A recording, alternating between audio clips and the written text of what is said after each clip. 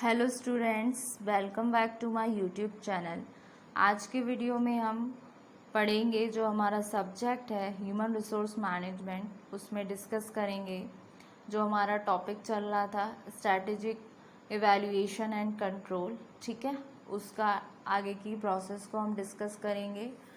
Strategic evaluation process को हम discuss करेंगे। प्रीवियस वाले वीडियो में मैं स्ट्रैटेजी इवैल्यूएशन एंड कंट्रोल के एंटायर कंसेप्ट को आपको समझा चुकी हूँ। साथ ही साथ हमने उसका सिग्निफिकेंस भी पढ़ा था स्ट्रैटेजिक इवैल्यूएशन एंड कंट्रोल का।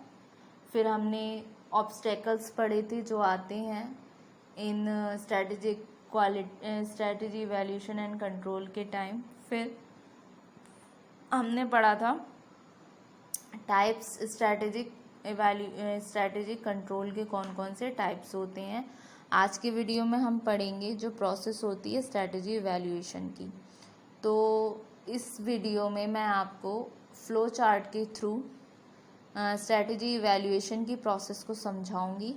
ठीक है, तो बेसिकली इसमें आपके टोटल 5 स्टेप्स हैं जिसको मैंने फ्लो चार्ट में बनाया है। अगर ये फ्लो चार्ट आप इसके पॉइंट्स को समझ लेंगे तो आप अच्छे से इसको एक्सप्लेन भी कर पाएंगे और ये आपको काफ़ी अच्छे से समझ आएगा। ठीक है, तो फर्स्ट वाला स्टेप है, पहले हम इसकी प्रोसेस को समझते हैं स्टेप बाय स्टेप, फिर इसको पढ़ेंगे। ठीक है, तो पहला है स्टेप सेट परफॉर्मेंस स्टैंडर्ड। इसमें क्या होता है, जब कोई नई स्ट्रेटेजी जब हम इम्प्लीमेंट करते हैं किसी ऑर्गेनाइजेशन में तो कुछ परफॉर्मेंस स्टैंडर्ड हम सेट कर लेते हैं। एक तरीके से ये आपके कंट्रोल स्टैंडर्ड होते हैं। इसमें हम सेट करते हैं कुछ कंट्रोल स्टैंडर्ड को जिसमें कंपनी आइडेंटिफाई करना चाहिए कंपनी को अपने टारगेट्स के बारे में, और डिटरमाइन करना चाहिए अपना टॉलरेंस जो अराउंड होता है उसके उन टारगेट्स के, और स्पेसिफाई करने चाहिए जिसमें टाइमिंग को स्पेसिफिक स्टैंडर्ड्स के रिगार्डिंग। ठीक है, इन गेटिंग द टारगेट्स जो कंपनी है वो डील करती है आपकी जो एग्जैक्ट इशू निकल कर आते हैं, जो रेलिवेंट होते हैं बिहेवियर से, जो कि मेजर किए जाते हैं। It is attempting to control. उसके बाद में फर्स्ट हमने परफॉर्मेंस स्टैंडर्ड सेट कर लिया, उसके बाद में हम मेजर करते हैं परफॉर्मेंस को मेज़र हम किस तरीके से करते हैं, हम कुछ एक बेंचमार्क बना देते हैं। जैसे सपोज कीजिए, जैसे मैं अपने क्लासरूम में या अपनी क्लास में कुछ इंटरनल एग्ज़ाम के रिगार्डिंग या कुछ क्लास टेस्ट लेती हूँ, तो मैं अपनी कोई भी मैंने प्रोसेस शुरू की स्ट्रैटेजी इवैल्यूएशन की, तो उसमें मैंने एक बेंचमार्क सेट किया कि जिस स्टूडेंट के 10 में से 9 मार्क्स आएंगे वो पढ़ रहा है मेरे सब्जेक्ट को ध्यान से, और जिनके 9 से कम आए वो ध्यान से नहीं पढ़ रहे हैं। तो इस तरीके से एक सपोज एग्जाम्पल के तौर पे मैंने बेंचमार्क सेट कर दिया। तो उसी तरीके से आपका स्ट्रैटेजी इवैल्यूएशन जब होती है तो जो स्टैंडर्ड परफॉर्मेंस एक्ट की गई है उसके अगेंस्ट हम एक बेंचमार्क सेट कर देते हैं जो कि परफॉर्मेंस को कंपेयर करता है। जो स्ट्रैटेजी हमने इम्प्लीमेंट की है उसकी परफॉर्मेंस को कंपेयर करता है, अंडरस्टैंड करता है कि किस तरीके से measurement of performance take place ले सकती है, और जो हमारे इंफॉर्मेशन सिस्टम है, जो की एलिमेंट होते हैं किसी भी ऑर्गेनाइजेशन के, वो मेज़रमेंट एक्सरसाइज परफॉर्म कर रहे हैं या नहीं कर रहे हैं। ऑपरेशनली जो मेजरिंग होता है वो एक तरीके से डन होता है थ्रू द अकाउंटिंग, रिपोर्टिंग और कम्युनिकेशन सिस्टम के थ्रू, जिसमें इम्पॉर्टेंट टू लुक आउट होता है आपकी डिफ़िकल्टीज़, टाइमिंग और पीरियोडिकली आपका मेजरिंग। ठीक है, फिर उसके बाद में हम कंपेयर करते हैं एक्चुअल वर्क से, जो कि ये कंपेयर एक्चुअल वर्क में क्या निकल कर आ रहे हैं आपके स्टैंडर्ड्स। ये होता है आपका स्टैंडर्ड जो आपने फर्स्ट जो अकाउंटिंग स्टैंडर्ड सेट किए थे, फिर सेकंड में आपने उस परफॉर्मेंस को मेजर किया था, फिर हम कंपेयर करते हैं एक्चुअल वर्क से कि मतलब जो हमारा एक्चुअल वर्क है वो कैसा है, स्टैंडर्ड वे में है या नहीं है, स्टैंडर्ड्स हैं या नहीं है जो हमने स्टैंडर्ड सेट किए हैं। कंपेयर एक्चुअल वर्क में जैसे कि स्टैंडर्ड सपोज स्टैंडर्ड हो गया जो हमारा एक्सपेक्टेड होता है, जो हम एक्सपेक्टेड होते हैं, जिसको हम बोलते हैं बजटेड परफॉर्मेंस। ठीक है, स्टैंडर्ड होता है यानी कि आपका बजटेड परफॉर्मेंस। जैसे सपोज कीजिए मैंने बजटेड परफॉर्मेंस मतलब बना के रखी कि ये 200 यूनिट्स प्रोड्यूस होनी है कंपनी में, तो मैं एक बजटेड परफॉर्मेंस बनाऊंगी कि मेरी 220 हो जाएंगी, 220 नहीं तो जैसे मैं बनाऊंगी कि 180 मेरी यूनिट प्रोड्यूस हो जाएंगी। तो ये क्या है, मैंने स्टैंडर्ड परफॉर्मेंस सेट की, यानी कि जिसको बोलते हैं बजटेड परफॉर्मेंस। फिर जो मेरा काम निकल कर आया एक्चुअल में, वो जो मैंने 180 सेट की थी उससे ज़्यादा हुआ, तब तो वो हुआ मेरा पॉजिटिव डेविएशन।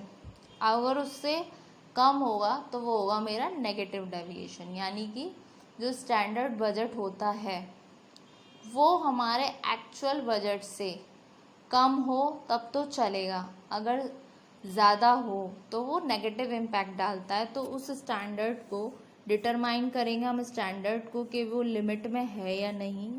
अगर वो लिमिट में है, जो मैं बता रही हूँ ना आपको, एक्चुअल डेविएशन और नेगेटिव डेविएशन, एक्चुअल डेविएशन और आपको बजटेड डेविएशन जो बता रही हूँ, अगर विद इन अ लिमिट है तब तो यस, फिर सिर्फ कंटिन्यू करते हैं वर्क को, फिर नेक्स्ट स्टेप की ज़रूरत नहीं होती जो हम लेने वाले हैं। अगर नो होता है तो सिचुएशन में हम लेते हैं कुछ करेक्टिव एक्शन जो रिगार्डिंग होते हैं आपके जो कमियां पाई गई एवैल्यूएशन करते हुए, चाहे वो आपकी इंटरनल बेसिस पे हो, जैसे कि आपकी स्ट्रेंथ वीकनेस, जो चीज़ें होती हैं जो कंट्रोलेबल फैक्टर्स होते हैं उसके रिगार्डिंग हो, तो टेक करेक्टिव एक्शंस हो गए जब आपके। फिर हम दोबारा से पहुंचते हैं, जो कमियां थी उनको हमने सही करा, करेक्टिव एक्शंस लिए, फिर दोबारा से हम पहुंचते हैं हमारे फर्स्ट स्टेप में, जिसमें हम दोबारा से परफॉर्मेंस को, स्टैंडर्ड को सेट करते हैं। यानी कि एक तरीके से रेसिप्रोकल है। पहला स्टेप आया, आपने परफॉर्मेंस स्टैंडर्ड सेट किए, उसमें कंपनी आइडेंटिफाई करती है अपने टारगेट्स को, डिटरमाइन करती है टॉलरेंस जो अराउंड होती हैं उन टारगेट्स के। ठीक है, कंपनी को डील करना चाहिए उस इशू के साथ जो रेलिवेंट होते हैं बिहेवियर से, जो मेजरेबल होते हैं और जो अटेम्प्टिंग टू कंट्रोल होते हैं। फिर नेक्स्ट स्टेप आता है, हम मेजर करते हैं परफॉर्मेंस को। ठीक है, परफॉर्मेंस मेज़र कर ली, जो हमारा एक्चुअल में वर्क निकल कर आया, जैसे जो मैंने बताया था ना आपको, स्टैंडर्ड परफॉर्मेंस और एक्चुअल परफॉर्मेंस। तो जो एक्चुअल वर्क है उससे हमने कंपेयर किया अपने स्टैंडर्ड्स को, ये जो निकल कर आए आपके स्टैंडर्ड्स को, जो आपका बजटेड परफॉर्मेंस होता है, इसको बोला है यहाँ पे स्टैंडर्ड्स। ठीक है, उससे हमने कंपेयर किया।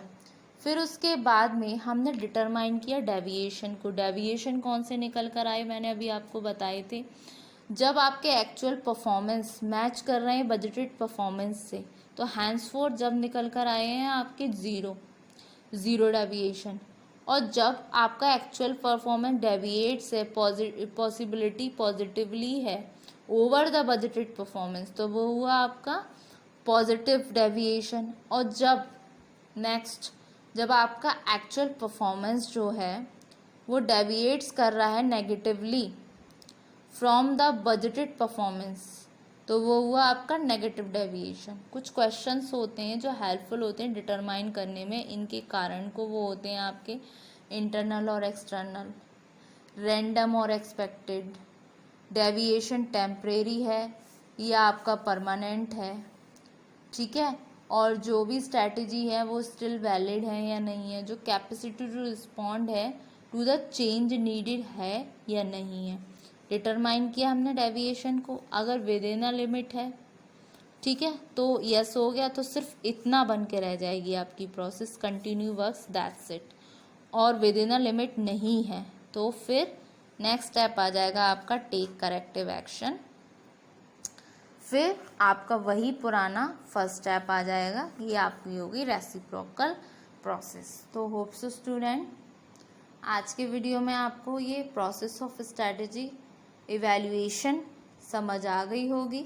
ठीक है, ये आपका जो टॉपिक था स्ट्रैटेजी इवैल्यूएशन कंट्रोल का, ये यहाँ आपका फिनिश हो गया। और आज आपकी जो यूनिट सेकंड थी अकॉर्डिंग टू योर सिलेबस अभी तो फिनिश है। बस एक इसका मॉडल बचा है 9M मॉडल, जो कि मुझे लगता है थोड़ा इम्पॉर्टेंट है। उसको मैं जो नेक्स्ट वाले वीडियो में आपको करवाऊँगी, नेक्स्ट लेक्चर में जस्ट उसको आपको फ्लो चार्ट बनवाऊँगी। अकॉर्डिंग टू योर सिलेबस आपका सेकंड यूनिट यहाँ फिनिश होती है, लेकिन जो 9M मॉडल है जो कि आपकी फंक्शनल स्ट्रैटेजी में आता है, फंक्शनल और ग्रैंड स्ट्रैटेजी, वो मैं आपको एक्सप्लेन कर चुकी हूँ प्रीवियस वीडियो में, ठीक है। लेकिन जो 9M मॉडल है वो कभी कभी एग्ज़ाम पॉइंट ऑफ व्यू से इम्पॉर्टेंट बनता है, तो उसका मैं आपको फ्लो चार्ट ज़रूर बनवाऊँगी, जिससे अगर क्वेश्चन आ जाए एग्ज़ाम में तो आप उसको छोड़ कर ना आएँ, ठीक है। तो वो बनवा दूँगी मैं आपको। वैसे आपका यूनिट सेकंड कंप्लीट हो चुका है, बस उसके लिए एक लेक्चर में और आपको वो 9M मॉडल समझा दूँगी। फिर हम डिस्कस करेंगे हमारी यूनिट थर्ड पर, जो कि आपकी ह्यूमन रिसोर्स मैनेजमेंट में है। तो होप्स स्टूडेंट अब तक जितने लेक्चर हुए आपको उतना समझ आ गया होगा, उसके आप नोट्स बनाते रहिए। ह्यूमन रिसोर्स मैनेजमेंट मैंने आपको बताया था, इसका सिलेबस थोड़ा बड़ा है, तभी भी हमने हर यूनिट मतलब हर दिन एक नया टॉपिक करके इसको सेकंड यूनिट इसकी ऑलमोस्ट फिनिश हो गई है। बस एक टॉपिक जो मुझे लग रहा है 9M मॉडल काफ़ी बार मैंने एग्ज़ाम में देखा था, एक दो बारी, वो मुझे इम्पॉर्टेंट लगा तो उसको मैं बस करा दूँगी। वैसे तो आपकी यूनिट सेकंड कंप्लीट हो गई है, फिर हम यूनिट थर्ड पे पहुँचेंगे, ठीक है। तो होप्स स्टूडेंट आपको मेरा लेक्चर समझ आया और ये प्रोसेस भी के स्टेप भी अच्छे से समझ आ गए होंगे। Thank you very much.